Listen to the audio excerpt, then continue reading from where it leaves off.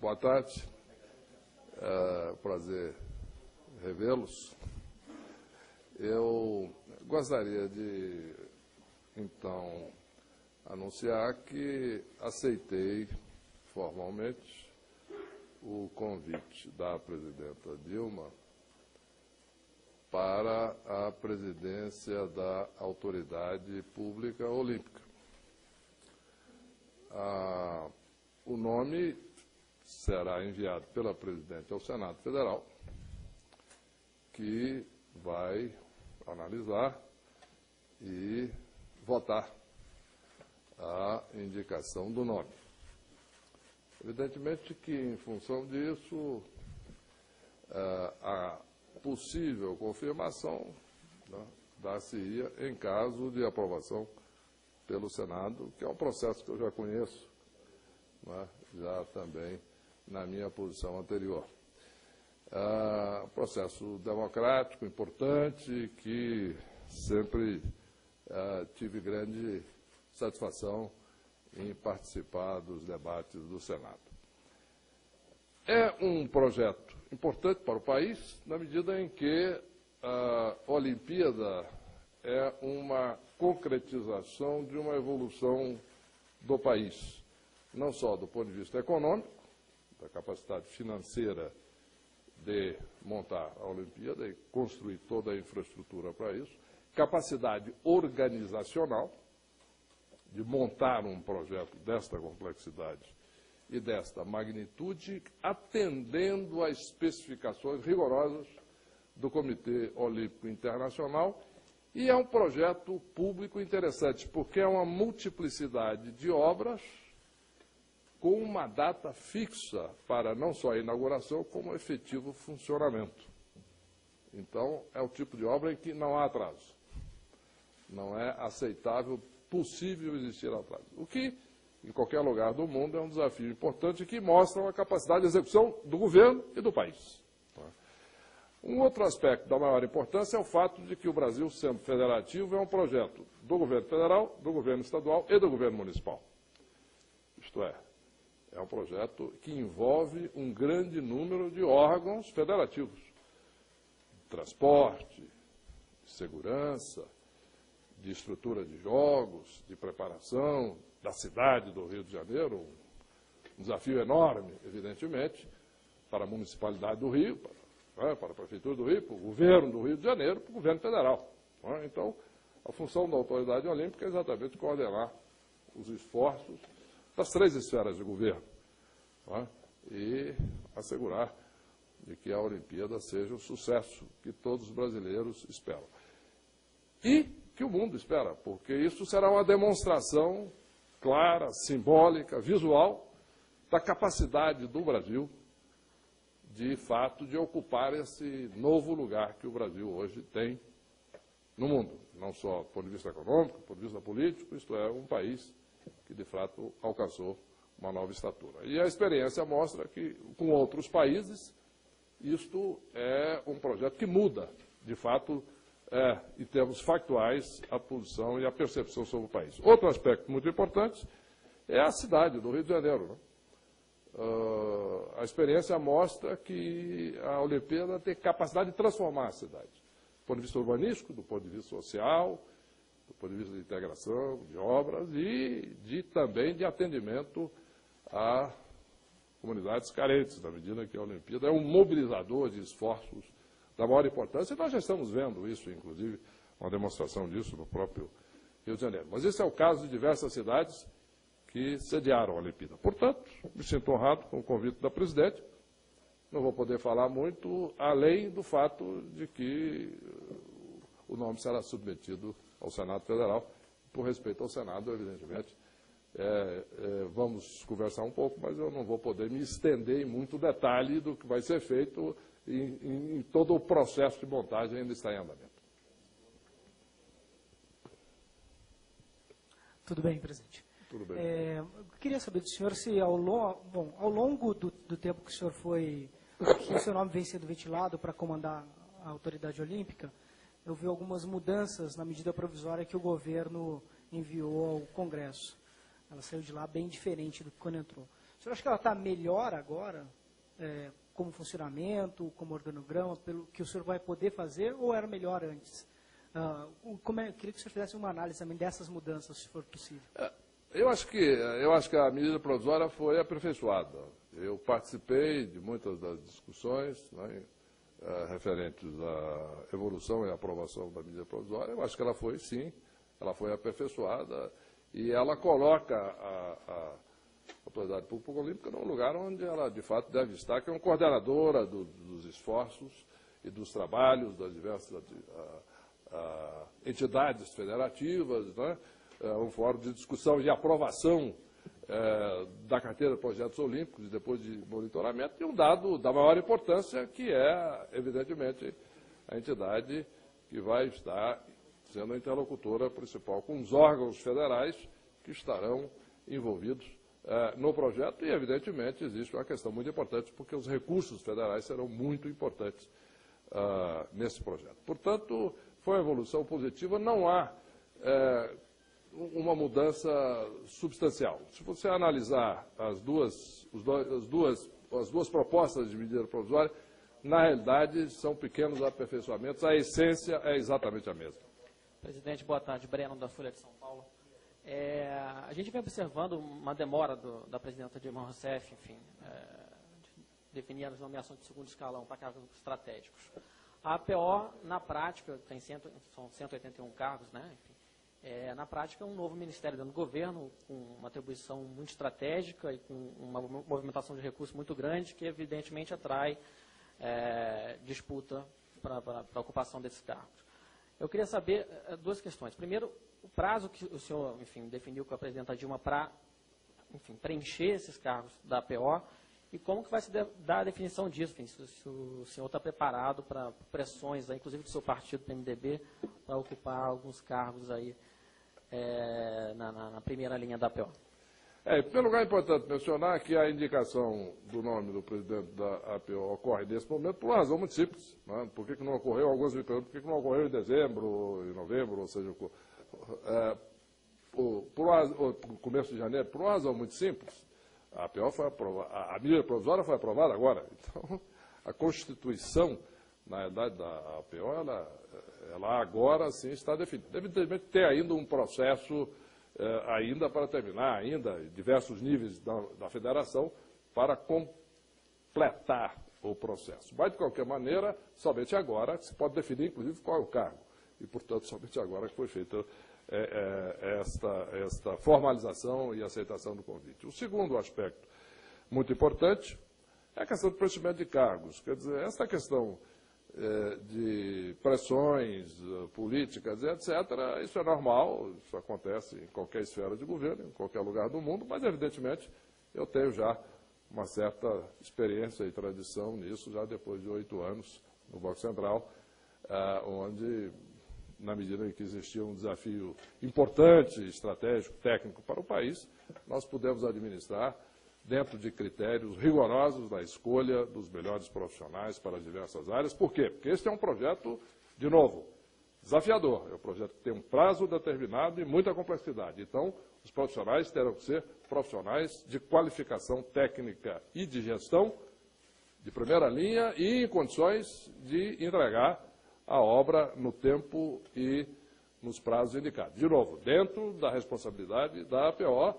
e depois os diversos, olhando e trabalhando junto com os diversos órgãos da federação que vão estar executando as obras, seja do governo federal, do governo estadual, do governo municipal. Presidente, Paulo de Tarso Lira, do Valor Econômico.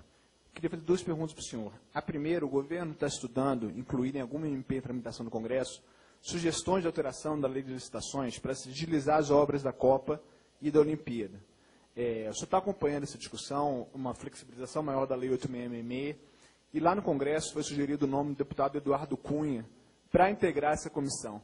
O senhor acha que isso pode gerar algum tipo de constrangimento por problemas passados do deputado com o governo? Essa seria a primeira pergunta. E a segunda pergunta seria a seguinte: um dos grandes gargalos, o senhor sabe muito bem disso, no setor de infraestrutura do país, é a questão dos aeroportos. Existe também um impasse na criação da Secretaria de Aviação Civil e da escolha do nome do secretário.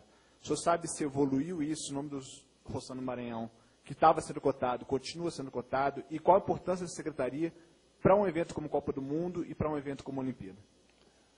Evidentemente que a condução do processo de discussão da medida provisória 510 é um processo político que, evidentemente, não me cabe opinar nesse momento. Meu nome sequer foi ainda apreciado e aprovado pelo Senado Federal. Temos aqui um ministro responsável pela área, o ministro Luiz Sérgio, que certamente teria muito mais condições de falar sobre o assunto da condução da medida provisória do que eu neste momento.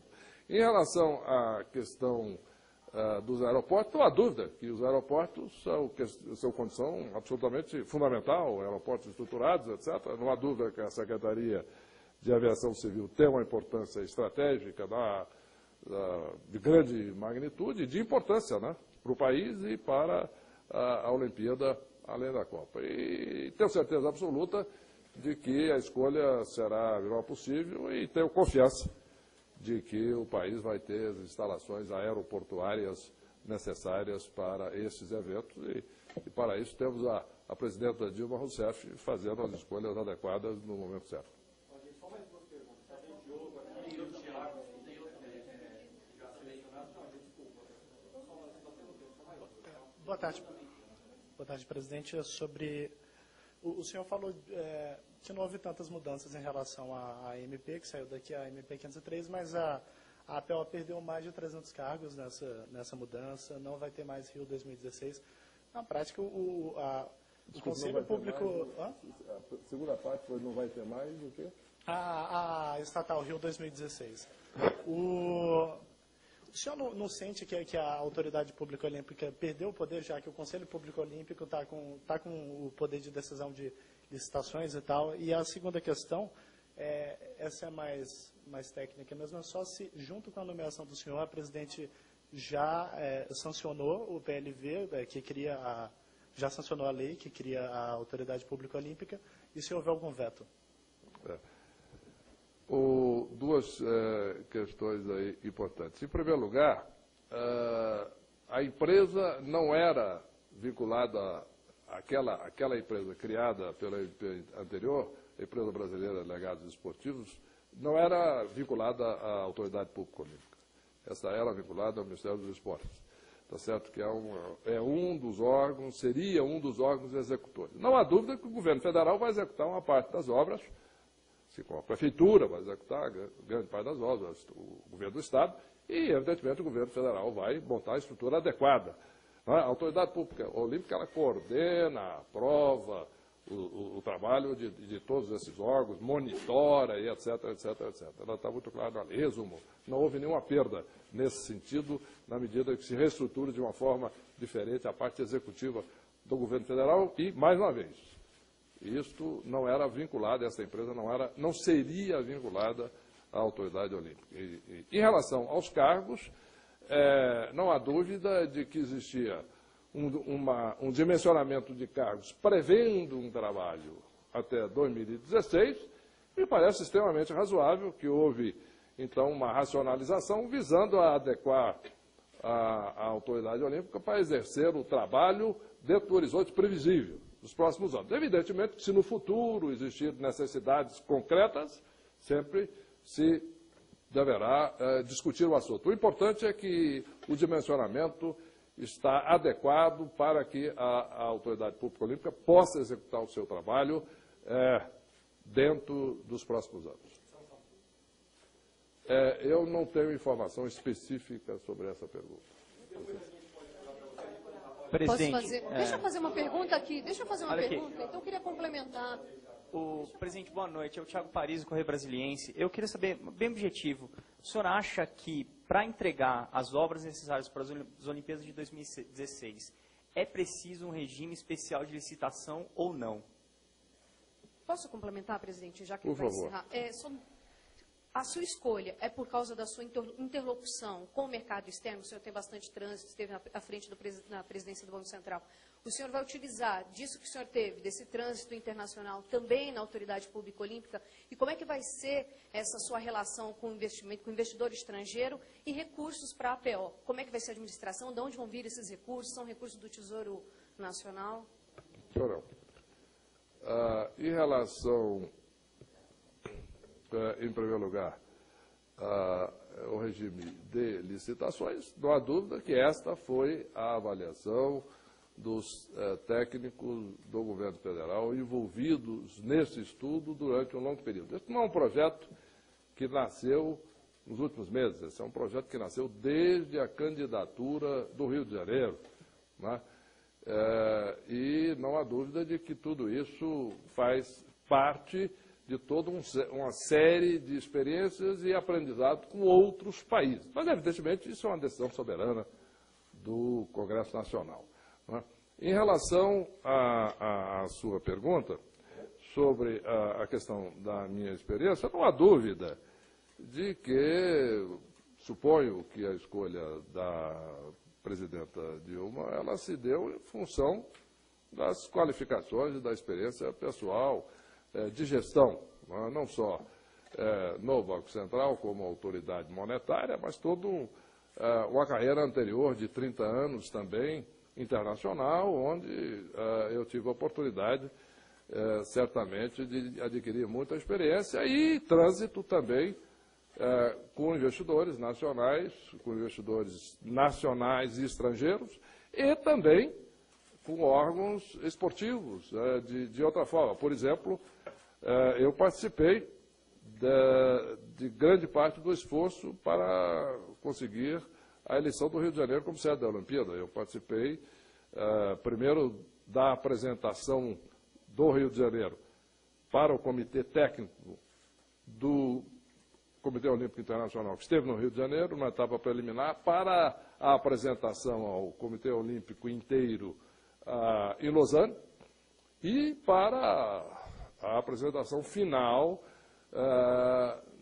em Copenhague, onde eu fiz parte da delegação liderada pelo presidente Lula naquela época, e onde fiz uma apresentação exatamente sobre a capacitação do Brasil de cumprir os compromissos e entregar a Olimpíada. Inclusive, alguns membros do Comitê Olímpico Internacional me ligaram já, inclusive, num tom de brincadeira, dizendo: você foi lá e disse que o Brasil ia ter condições de entregar, agora então você vai ter que ser o responsável, de fato, para fazer com que isso aconteça. Em relação à questão também de fonte de recursos, existe uma multiplicidade, existem recursos, por exemplo, para a parte esportiva do Comitê Olímpico Internacional, recursos de patrocínio, etc., e existem recursos, no caso da autoridade olímpica, do governo federal, estadual, municipal. Agora, evidentemente, que o aporte do governo federal será substancial e importante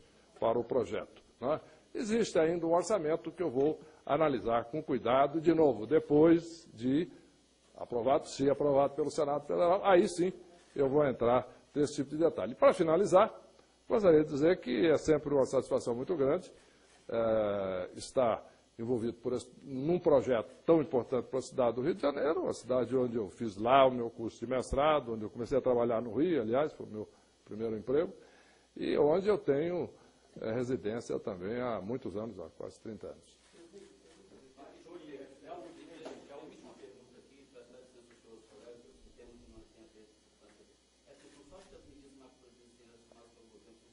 Desculpe, o que foi?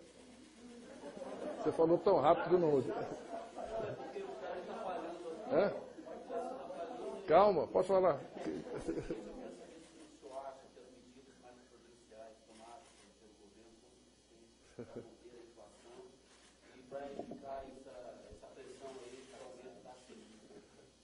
Eu ainda estou no período de quarentena do Banco Central, portanto, não posso me pronunciar sobre esse tipo de assunto.